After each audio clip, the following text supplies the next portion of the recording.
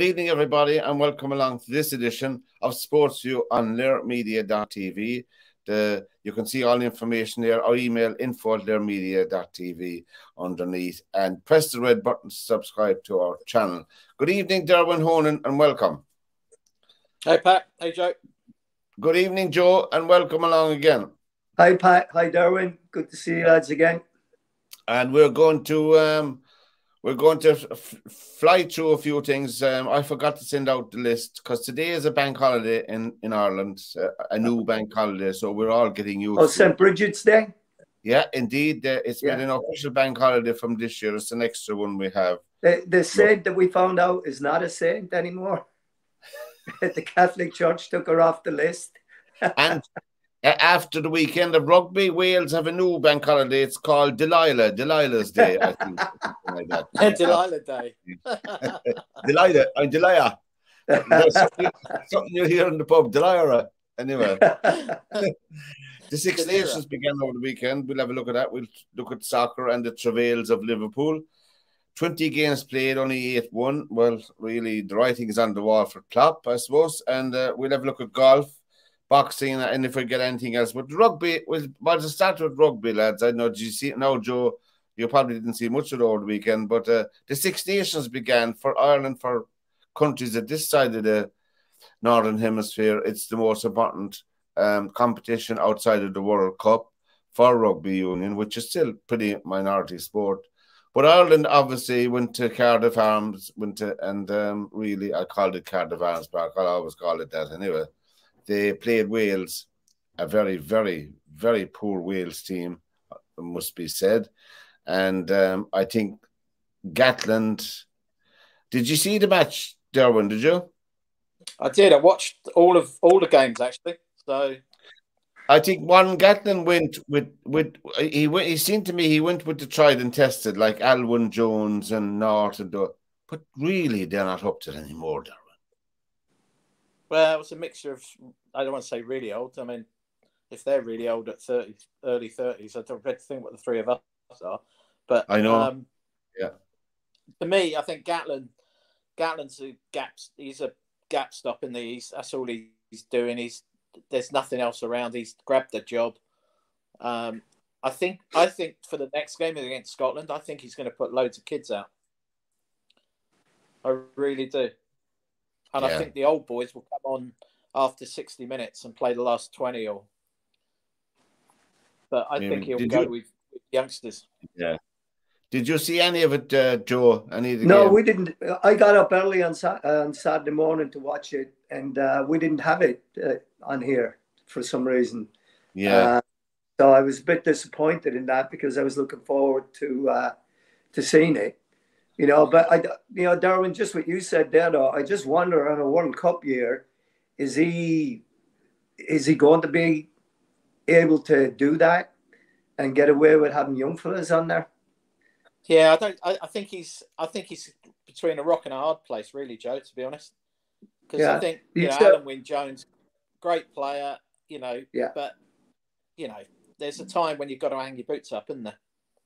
Well, there is, and players should know that, I mean, I had the same experience, I was fortunate. I played till I was 38, but I knew, that the problem for me was that we were playing sometimes 3 games in a week, and I was playing indoor at that point, and the game was so fast that you couldn't play. At my age, you couldn't play 3 games in a week. At best, if I went on Tuesday and Saturday, I might get 2 decent games out of it, but you were saving yourself. And I just, in the finish, went, you know what? This is just too much. You can't do this anymore. And you become a luxury then because there's so many games to be played, and they can't just have you play 1 game. Being selective and what have you. You have to have players that are available for all of them. So I agree with you. I understand that, but it's very, very hard for some people to walk away from it. It is, and Ireland were winning 27-3 at half time. Obviously, they only got 1 score in the second half, Ireland, but Joe, I just want to ask Joe before I go to you, Derwynne. If you're winning a game 4 or 5-0 at half time, you know, and you come out of the second half, isn't it psychological? It's all psychological where you cannot get away from the fact we have this game won. And doesn't it affect the performance of the team? Really, it has to. Well, it does. And, you know, I'll give you an example of that. When I was at Grimsby, we were going for promotion out in the 4th Division, and we had 2 Tuesday night games in a row. We had just beaten, the previous Tuesday, we had just beaten Bradford 5-1. And then we're playing Darlington at home on the next Tuesday. And we're 6-0 up coming into half time. And we were scoring goals, and then we missed a penalty. I was a penalty taker, and I gave it to a guy who was on a hat trick, and he missed it.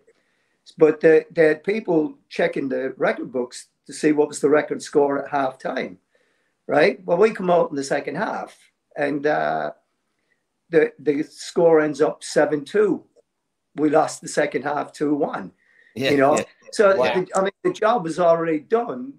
But on the other side of it, what was going on in the Darlington dressing room, where we signed the guy from there who was a terrific player for us, John Stone, and he said, the manager came in and he just said, guys, he said, I'm going to tell you truthfully, you're playing for your jobs. You know? Oh, my God. And, and Derwynne, you watched the game, obviously, between Wales and Ireland, and there wasn't even a good fight in the match. You know what I mean? There wasn't even a good fight. I don't mean there should be fighting in every rugby match. I think Wales are right in the middle of. They don't know where they're going, if that makes sense. Yeah.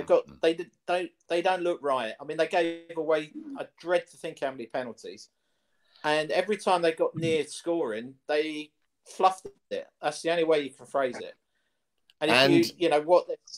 No, go on. Go on, Pat. And what about England? Is it come back, Eddie Jones? All is forgiven, is it? Again, if you looked at that game, that looked like full of passion. That did, whereas the Wales-Ireland game looked one-way traffic. Yeah, that's true. Whereas the Scotland-England game looked really like both teams want to win this. Both teams want to win it, and they kept going to right to the final whistle. So, and then, if you look at yesterday's game with Italy, I mean, they are clearly getting better, aren't they? There's a 3 of their players, 35 and 36, in the pack. The Italians I'm talking about. But France, I fancied France to win the whole thing from the start. And I haven't changed my mind. I think that I don't know. I only saw the highlights of that match. I didn't see that match live. I only saw the highlights. But I thought they're quite capable. Now, the acid test, obviously, for France, they're coming to Lansdowne Road next Saturday to play Ireland. I think that'll probably be a championship decider. I think Ireland. Whoever wins that's going to win it. Yeah, they have a good chance anyway, Yeah. Because Ireland have England at home and they have Scotland away.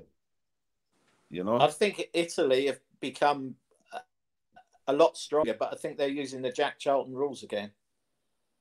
Well, they're fishing Italians out of Australia, New Zealand, Fiji, Samoa. They're everywhere. Who scored the tries for Scotland? He wasn't a Scotsman anyway. South Africa, wasn't he? Yeah. So half the Irish team are either Australian or African or something, or whatever they are. Samoan. There's a Samoan guy in Munster. He's called up. He looked really that one Irish player. It definitely sounds like he's from Limerick.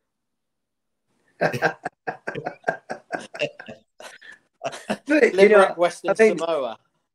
But anyway, realistically, though, we look forward to the rest of the Six Nations, and we'll just turn over to soccer, lads.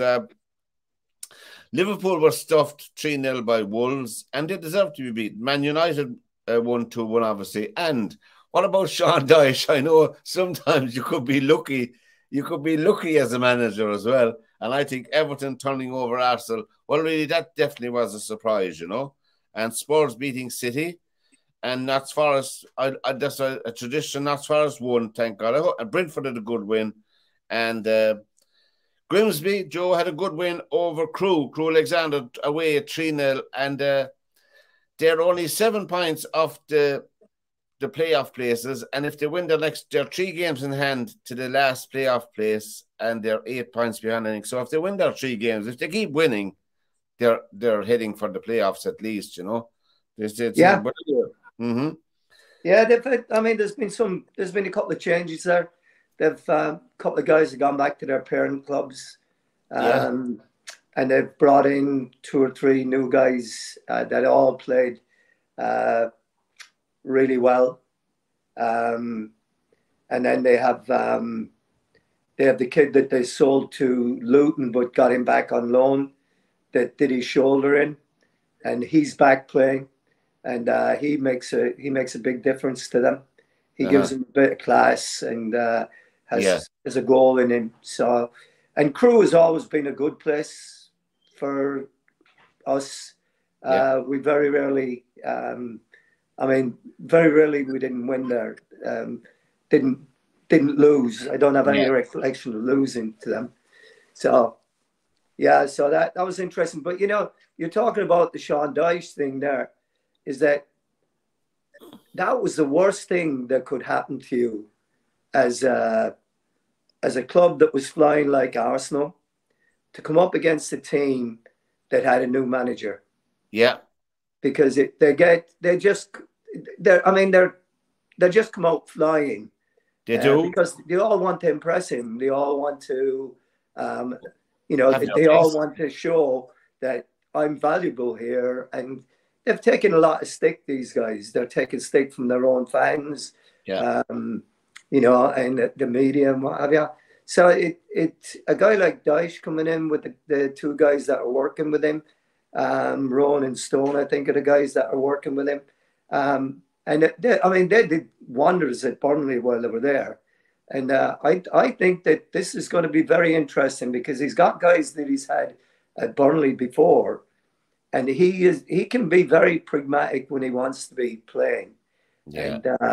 And you know, they'll grind out results and do that. I think it's a good move. That other thought process with Bielsa, I don't know what anybody was thinking about there. And now I'm reading in the paper today that Bielsa might be going to Leeds, back to Leeds. He nearly got them relegated last year.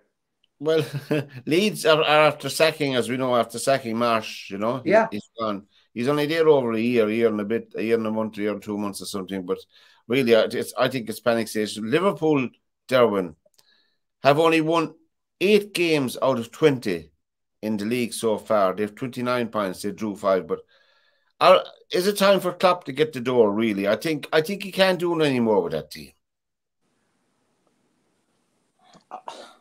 He doesn't look a happy man sitting on the touchline, does he?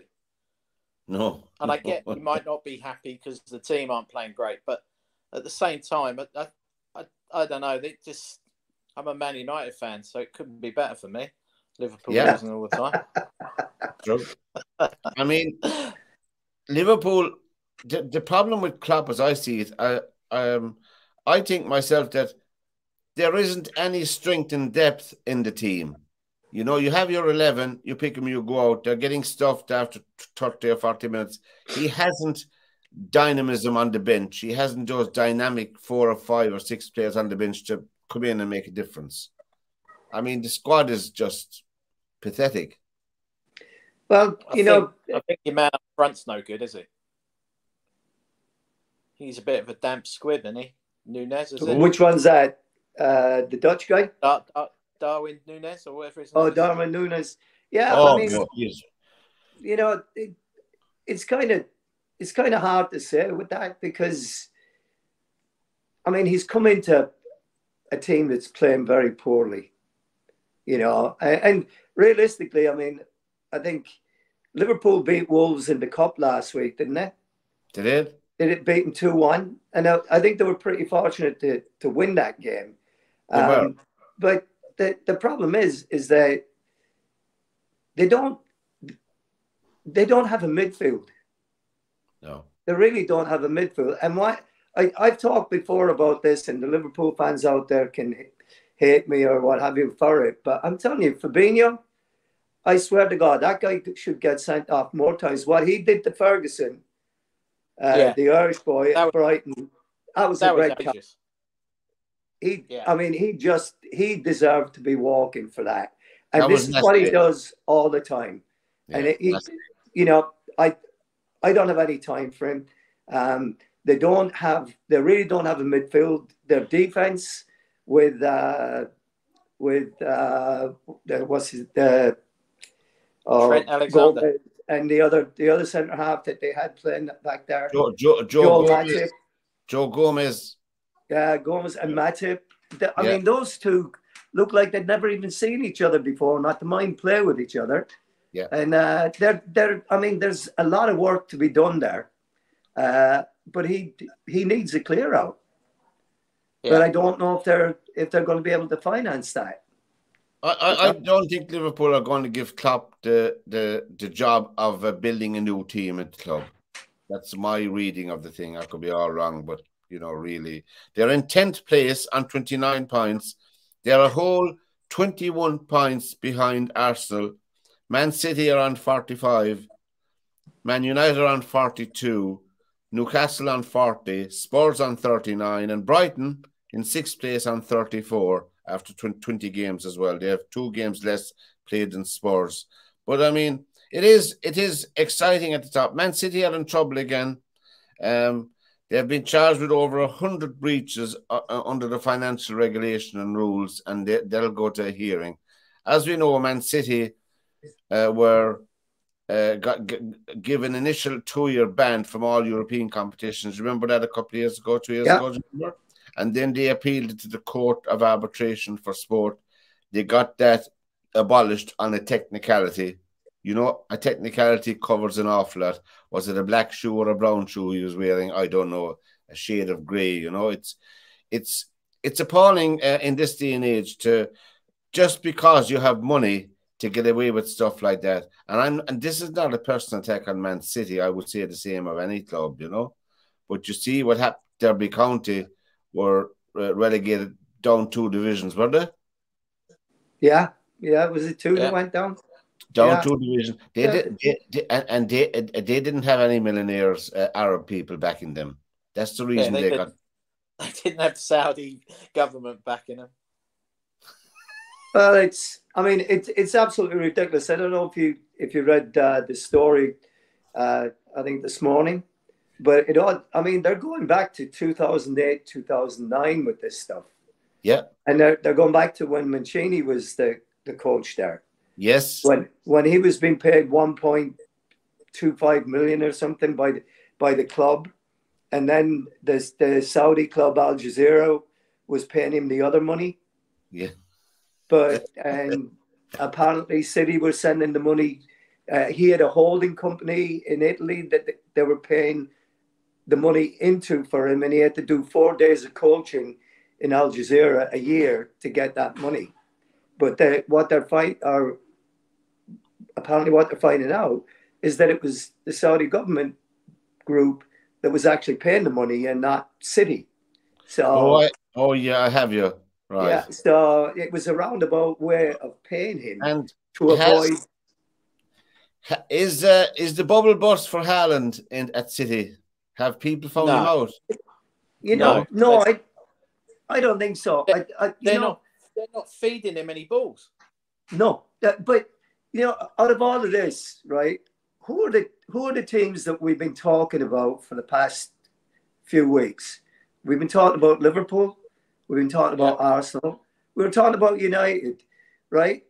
United came under the hammer a couple of weeks ago when they lost or tied in the last seconds with Crystal Palace on a worldly free kick from the kid. And then they lose at Arsenal with the last kick of the game. Yeah. Right?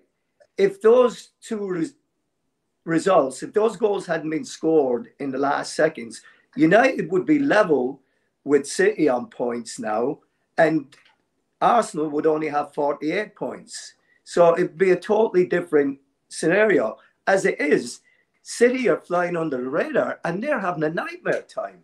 They were 2-0 down against Tottenham at their own place, and they managed to come back and win 4-2. And they've got your man now that he doesn't play De Bruyne against Spurs, and he's got the guy that he shipped out to Bayern Munich. It looks like the wheels have come off there. And I agree. I totally agree with Derwynne, is that they have not found a way to play with Haaland yet. Yeah. He seemed to be... Joe, the amount of runs he makes that are so good, and they pass it sideways. Yeah. If I was Haaland, I'd be going bananas on a weekend. Because even if you said yesterday, he must have made 6 moves running into a gap, and the ball went sideways to Grealish or to Mahrez, or it goes backwards to Ake, and it all starts again. And you're like, wow, one ball through there into that space, and Haaland's away. He's gone. Yeah. He is. He's big, and he's physically... And he's strong. He is about 7 times yesterday. And if they'd punted the ball forwards to him, he was gone. He was onside and he'd gone. And you're like, wow. Why'd you do that? Why? He's off scraps, really. Yeah. But, it never ceases to amaze me that coaches bring in players knowing what their ability is and what their skill set is, and then they try and change them to something else. And Haaland is just a big brute of an athlete. I mean, why are you not putting the ball in the box where he can go and knock people over and get on the end of stuff? No. And it just, and I mean, he's done so well in spite of the way that City are playing. And just think about it. Without his, how many goals has he scored? 20-odd goals? 27 already.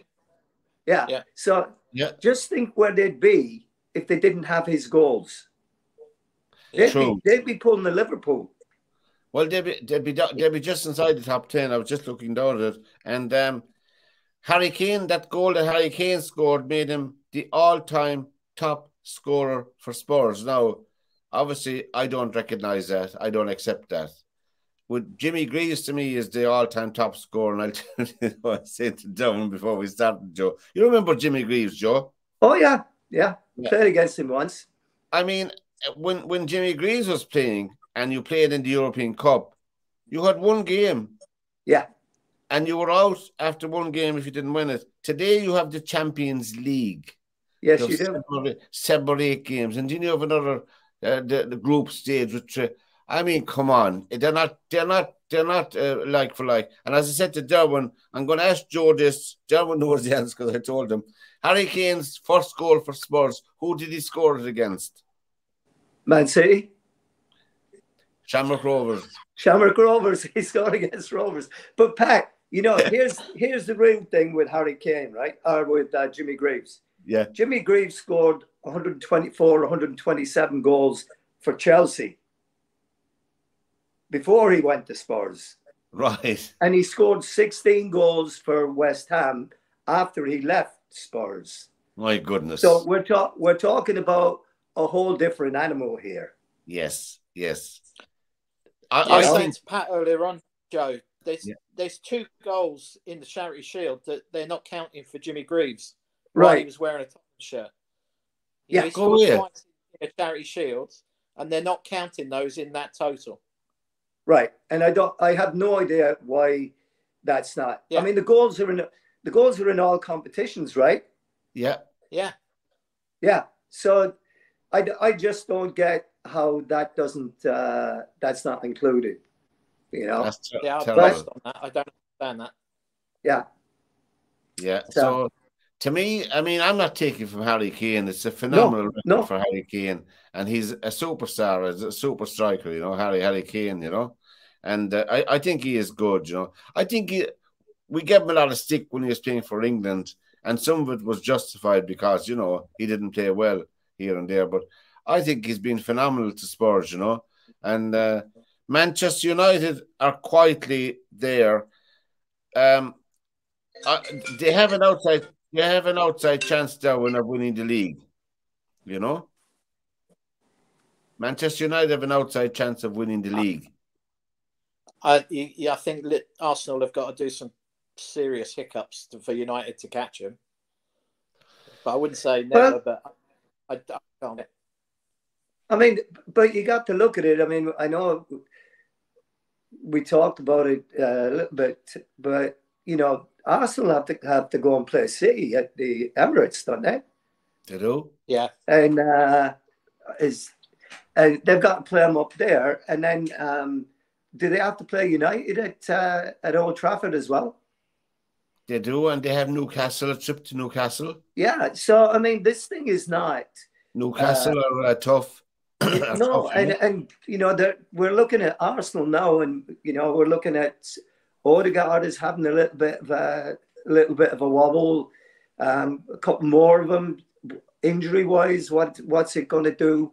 I mean, they're a fine team, but it's going to be interesting to see how Jorginho fits into this team along the way, if he's going to be suitable for them, for the way that they play. But I think that there's a little bit more left in this than people think. And I think that United might very well surprise a few people with they're very, very difficult to beat.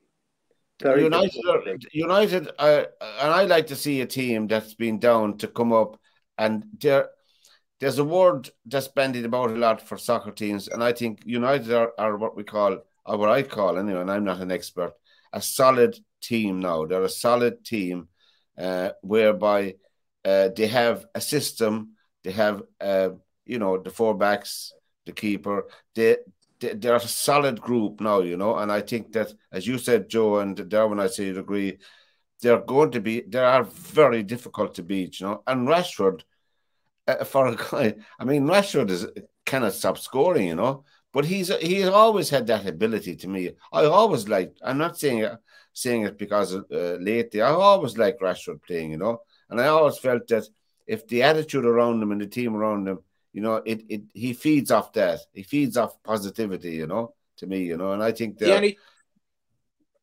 only trouble I see is that all the goals are nearly coming through Rashford. And if he goes into a dry spell, who else is scoring goals for United? Anthony does a bit, Fernandes does a bit, but they're not as prolific as Rashford, are they? Martial, you don't know if he's you don't know what the time, or is he? Yeah. You don't know what you're getting from him from week to week. It could be great, and it could be, you know, he wouldn't run to warm himself. But yeah, I think you're right, the Rashford thing.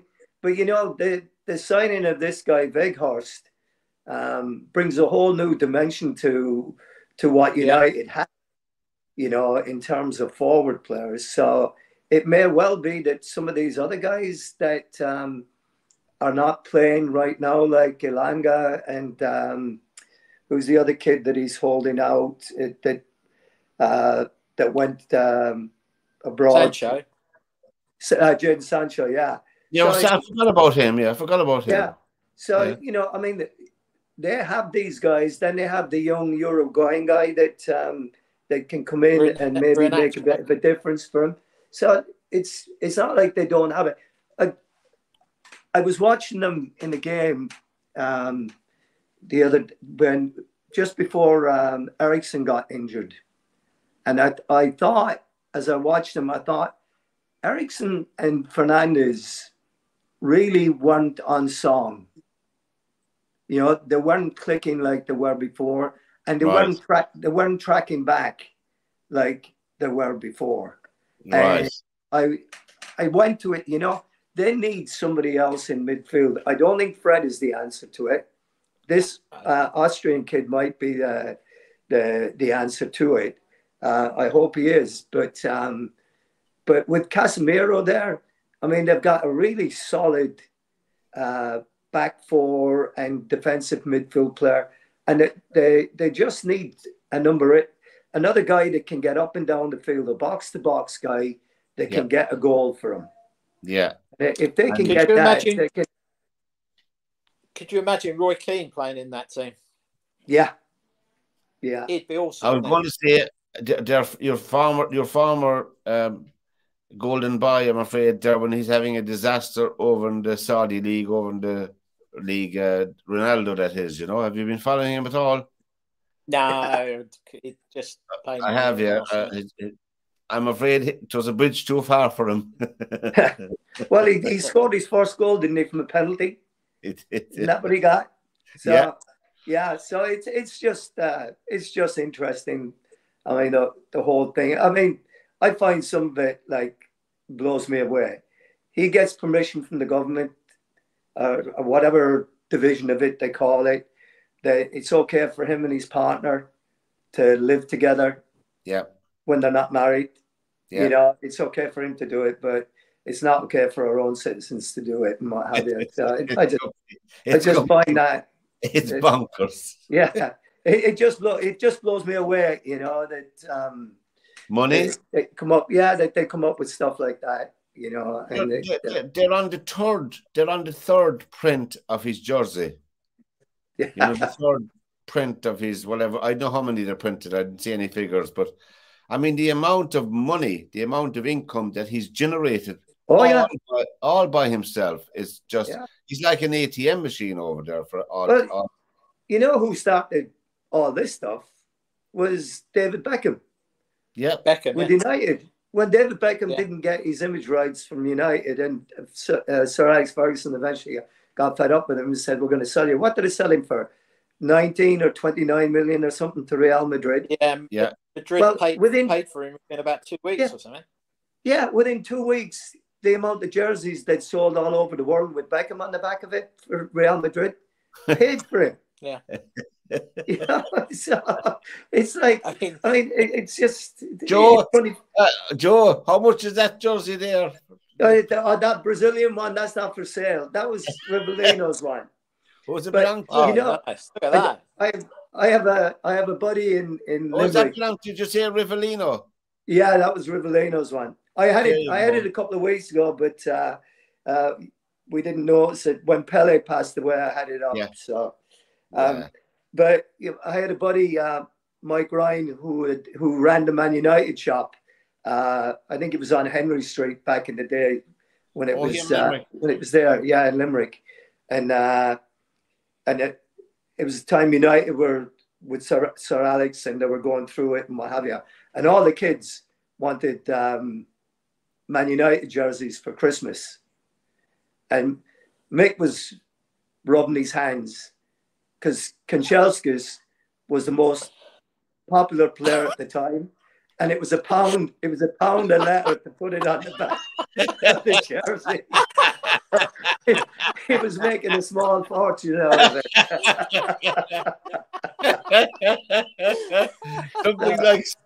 something like Smith was no good. Yeah.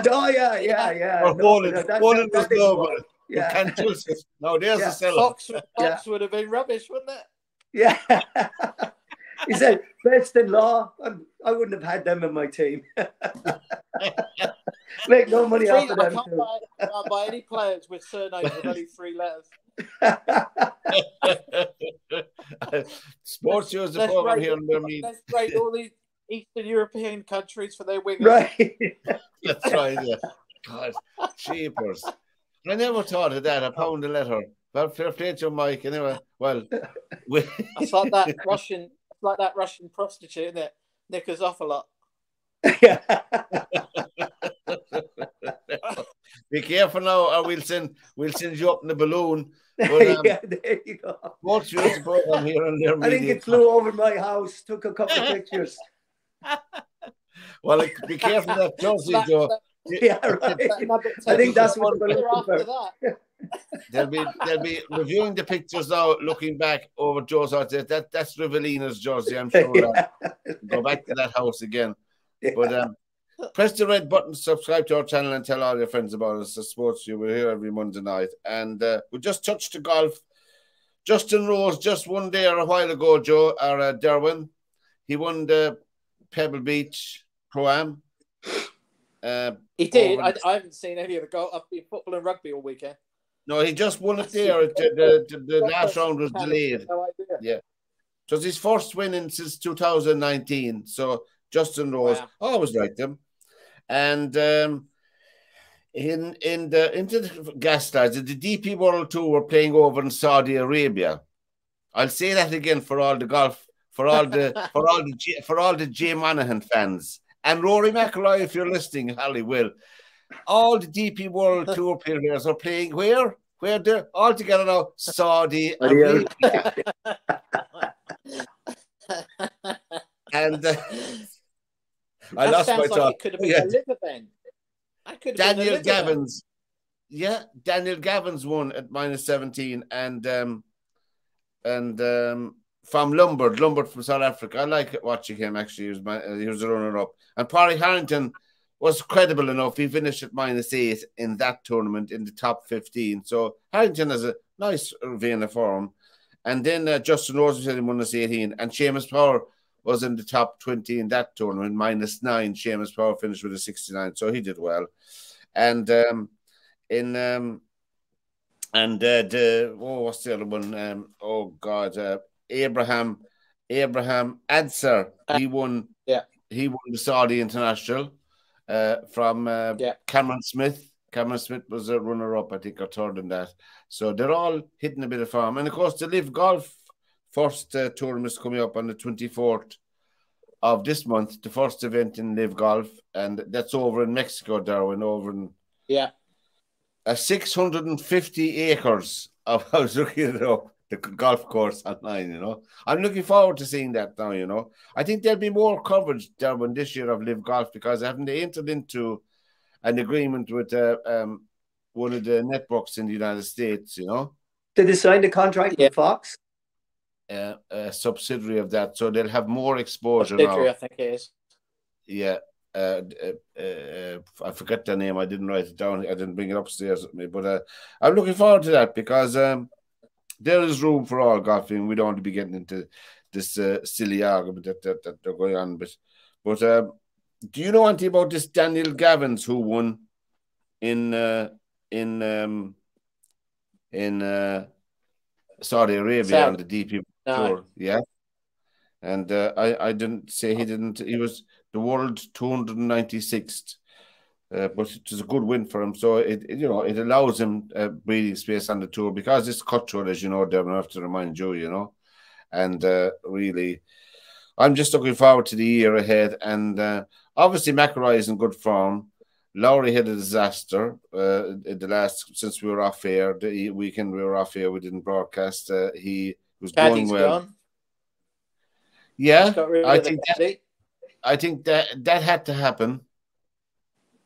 I think you'll find that was the caddy wanting to leave more than was it the push. Yeah. Mm. Oh, really? There was a bit of tension there.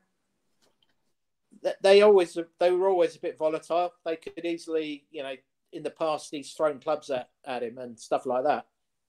I mean, he has got a temper, but I mean. But they could both flare up at each other at the same time. So, you know, it was a relationship, yes, but you know, Larry's saying in the press that they're still best mates, and you know they'll talk to each other and everything else. But I think you'll find that that was the caddy wanting to disappear off to another bag, and pick up a bigger bag. If that, not that Larry's a small bag, but you know what I mean. But do you think that I don't know the ins and outs, you know, myself, but do you think that he would have a job lined up anywhere? Would he be well thought of on the tour? Yeah. Yeah. Somebody would have been tapping him up, for want of a better word. Yeah, he won't be out of work anyway. No, he'll walk into it. He would have had a bag lined up anyway. Right. So you'll find out in the next 2 weeks who he's caddying for. You know, he could end up on Live working for someone. I know. Well, it's going to be an interesting year ahead because we have the Ryder Cup, you know, and the Ryder Cup is coming up in September, isn't it? September. Yeah, I mean, if they sort the politics out, I mean, I think there'll be a big massive switch towards the end, getting towards the middle of summer. The points they'll even have. I think they'll have retro points as well going forwards from last year for the Ryder Cup players But who played on Live. Is that arbitration hearing going to have? How's that going to go? Do you think? Don't they have that coming up? You know what? I think what's happened. I think what's happened with the Masters and what's happened with the Open, where they've said no, if they're eligible, they'll play. I think that in itself is a little bit like I think that's a sign of things to come. Yeah, they will be allowed to probably migrate from one tour to the other, and if that happens, I'll have a bet with you now. There'll be some big names who've been slagging Live off will jump straight across. Go away. And the Ryder Cup, you see, the European team for the Ryder Cup are picked. 9 of them are picked on the points system, right? Yeah. 9 out of 12 are picked on the point system. So if the likes of, in the Americas, if the likes of Johnson and Mickelson, I don't know whether he'd make it or not, and other players as well, DeChambeau, Koepka, all of them, if they're not in the frame for the Americans, I mean, they haven't endless talent in America, you know, match play talent, in my opinion, you know, when you're showing of all these guys, you know. I mean, if you dropped Koepka and Dustin Johnson out of that Ryder Cup team, that's 2 big losses to America. They're 2 huge. big players. They are, yeah. You know, Mickelson, I don't think Mickelson would have made the team anyway. Probably not. You know, I think, you know, that's a little bit too much golf for him in 3 days, to be honest. Yeah. You know, 5 rounds of golf, the possibles of 5 rounds of golf. Yeah. That's a lot of golf for Mickelson to be banging out in 3 days, let alone the practice days. Yeah, no, but he wouldn't do that.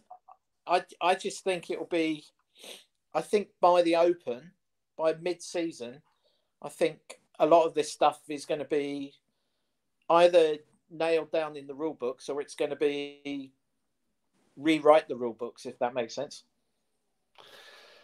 I think there's going to be a coming together, as you said, because it's dissipating somewhat, you know, really and truly. And I think it's I'm looking forward to Live Golf because I like the format. That's my personal opinion. I like the razzmatazz, the excitement, just, you know, with the team competition going on parallel with the individual competition.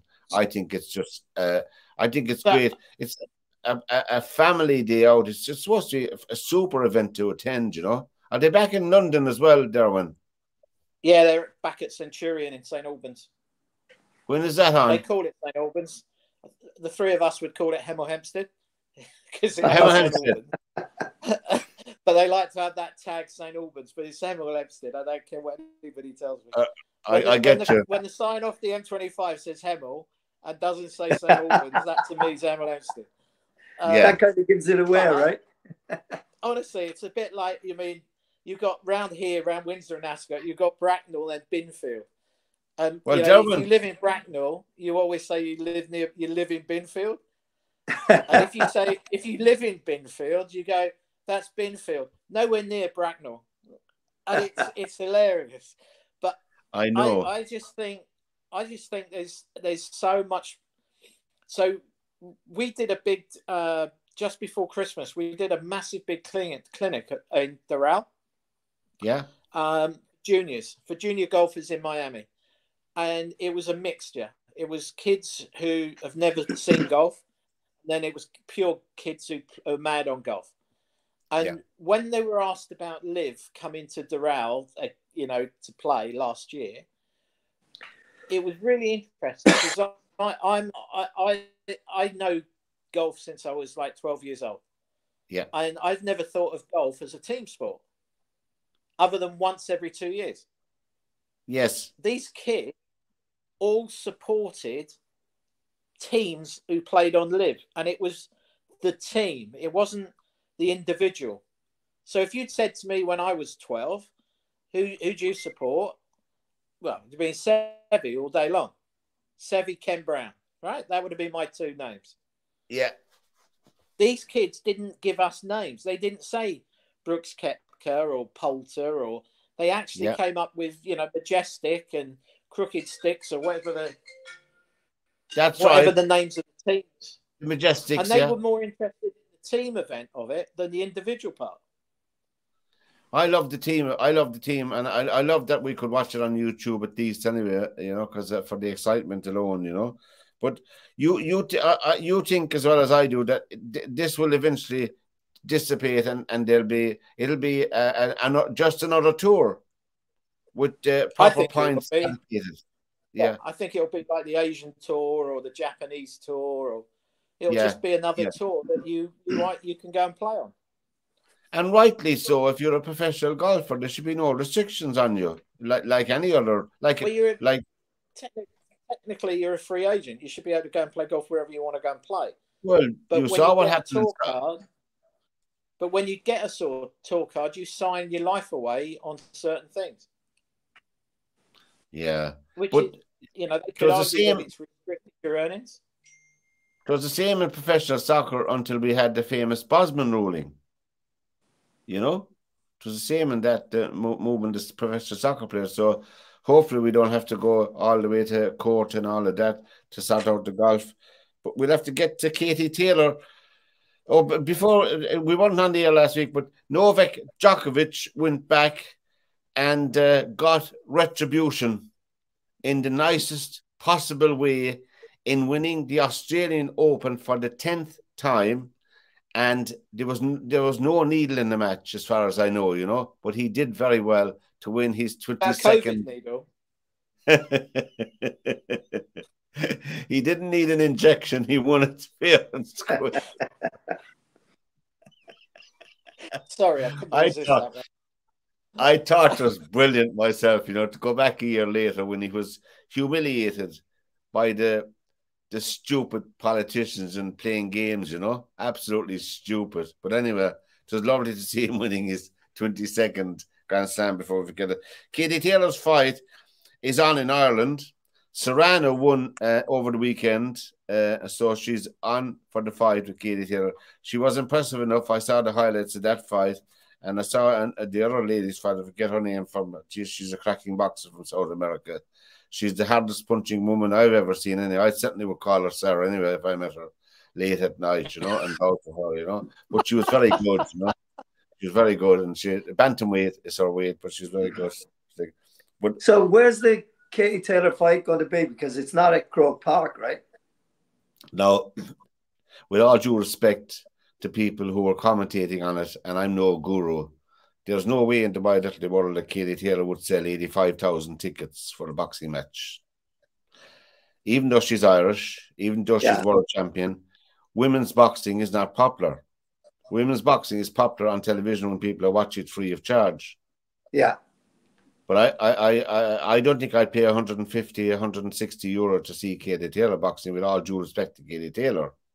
2-minute rounds, no, I'm afraid not. That's my personal opinion. But she's good at what she does. She's a decent world champion. But to me, they'd never sell 85,000 tickets. You know, no way. Even if they lowered the price. I don't know, Joe. Myself, that's only my own opinion. You know, I don't know. Well, I think, you know, it just seems to be the same, and I don't mean this in any way that's bad or anything, but it seems to be the same way with ladies' professional soccer and rugby and those sports, that people are willing to support them, but not to support them and attend them, you know, to watch them live. So they support them, that they should have the chance to do it, but to build that groundswell of fans takes a long time to get it onto the main, you know, get it mainstream sport, where people will come out and you know, actually watch it and pay their hard-earned money to go to a game. And until such time, it's going to be very, very, very difficult But I Joe, hope that it makes it. I mean, I don't want to be coming across as sexist, and I certainly would not, because my own daughters, my own sons have been.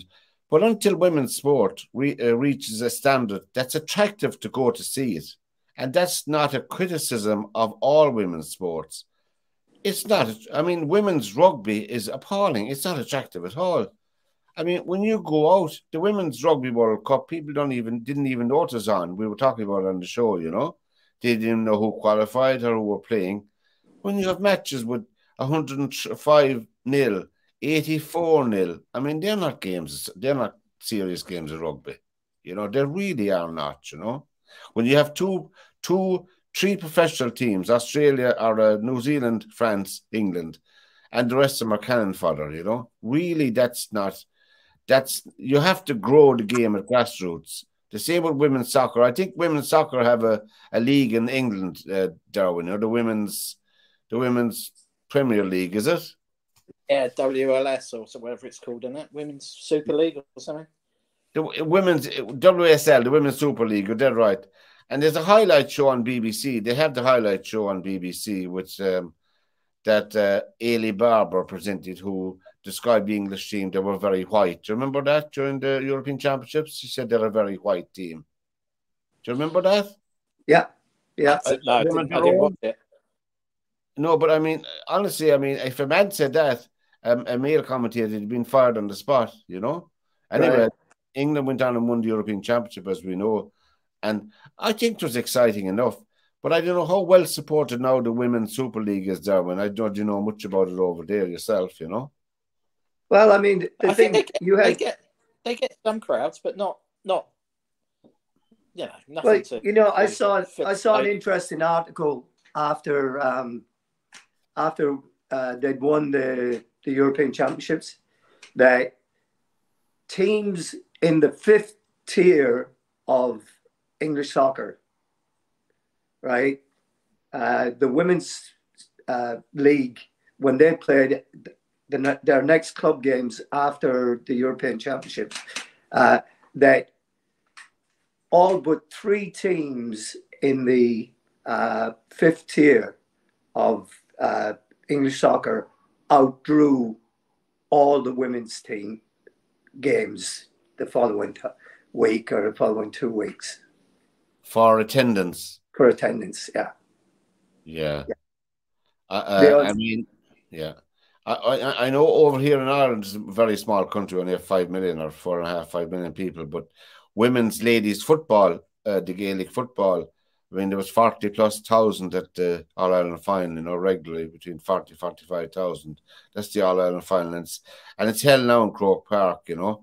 But it wasn't held in Croke Park for a couple of years because, as you know, like Wembley Stadium, they'd have to be guaranteed so many people in attendance before they'd open a stadium. People don't realise the economics of it as well. To open Wembley Stadium, you couldn't open Wembley Stadium for a crowd of 5,000, you know what I mean? Right. Can you imagine the costs alone would be prohibitive? So Croke Park said if he can guarantee us so many at just 35,000 they did, and so it is there since, and there's an incentive, but the standard has gone up as well, I must say, in Gaelic football, although it's only played here in New York and London and places like that. But nevertheless, we're not being disparaging towards women's sport, but the Katie Taylor boxing match, that fight, I think it's penciled in for the O2 Stadium, which is a 9,000-seater stadium in Dublin, in the middle of Dublin, you know, the O2 Arena. So I think that would be more, although the tickets will be very prohibitive, Joe, we'll be able to afford to go there, you know. Right. For a fight. I find it interesting. I went to the semi-final of the Women's Professional League game here. It was held in Tacoma. We have a team called the Olympic Reign. It used to be the Seattle Reign, but Olympic Lyonnais took them over. Oh, and yeah. Still headquartered in Seattle. And I went to watch the semi-final of it, played in Cheney Stadium, which is a baseball stadium here in Tacoma. And we got tickets because the girls train at the high school that I coached at. So we got tickets for it.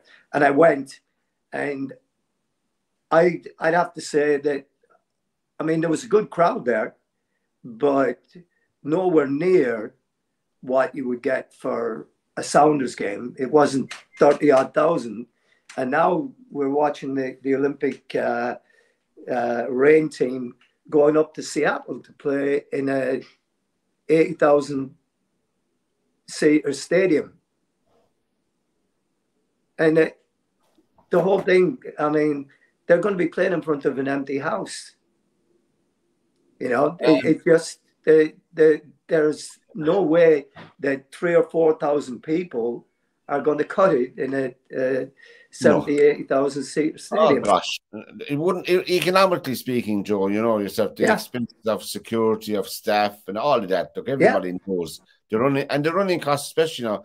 By the way, before we finish, Derwynne's Wi-Fi is gone. Signal is kaput. We'll see you next week, Derwynne. It's okay, and we'll have to cut down the salary now because you didn't finish out the show, but. We'll discuss the new contract with you next month tonight. But that's good. Hey, what's 50% of nothing? It's something I suppose to look forward to. What's I going to say? Is he gone? Is he retired fully this time, Tom Brady? I think so. Yeah, I think so. There were some people that tried to say, and they have conspiracy theory, that the only reason he decided to retire was to promote the movie 80 for Brady. Have you heard about that one? I heard it, yeah. Yeah, so it's about 4 women that in their 80s, Jane Fonda, Rita Moreno, oh, God, I can't think of the other 2 ladies that are in it. And so they were saying that he just retired to get the publicity for the movie. And that once the movie is out and running, he's going to unretire again. So I don't see it myself. Yeah, I think that, I mean, he's been one of the all-time. He has nothing to prove. I know it's an old cliche, Joe, but he has nothing to prove to anybody. Particularly to himself. Like, he's been there, done that so many times. But as you said, I mean, he obviously has some businesses on the side after a long career. Oh, yeah. Yeah, he's not hurting. I mean, Robert Kraft, who's the owner of the New England Patriots, loved Tom Brady. And I'm sure that he has invested in some of the Kraft businesses and his own businesses. And Robert Kraft would have guided him with stuff like that. Yes. And Robert Kraft actually wants him to sign a one-day contract with the New England Patriots and retire as a Patriot for all that he did there. So, oh my gosh. So well, so I think he's done for this time. I think you yourself tipped the Kansas City Chiefs to win the Super Bowl. Yeah, I thought there may be. Yeah. Yeah, and well, there's only 2 left, Joe. Yeah, and it's really interesting actually because there's 2 brothers playing against each other in the Super Bowl. The Kelsey brothers. One is a receiver for the Kansas City Chiefs, and the other is on the Philadelphia team. I think he's an offensive lineman. Yeah. So they're it's been kind of fun backwards and forwards, interviewing the mother and father about who's going to do this and who's going to do that and what have you. So, and didn't we say? I didn't think we pinned. Is it in Arizona? The final is. Yes, it's in Tempe, Arizona. Yeah. Arizona the final. That's around the 20-something, 19th or 20th of February. Actually, it's next Sunday. Is it next Sunday? It's on the 12th. Yeah. Yeah, it'll be a good Valentine's gift for somebody. The 12th of February. Yeah. So, we'll if we're all alive next Monday night, we can have a good lash off it, and we'll see. But as you said, our own pundit here was Kansas City Chiefs. So now it's 50-50, Joe. Yeah.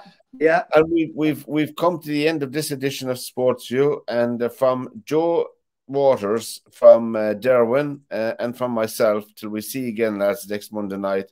from this edition, in any case, take care, good luck, and God bless. Take care, Joe. Take care, Pat. Take care, Derwynne. Bye. Bye.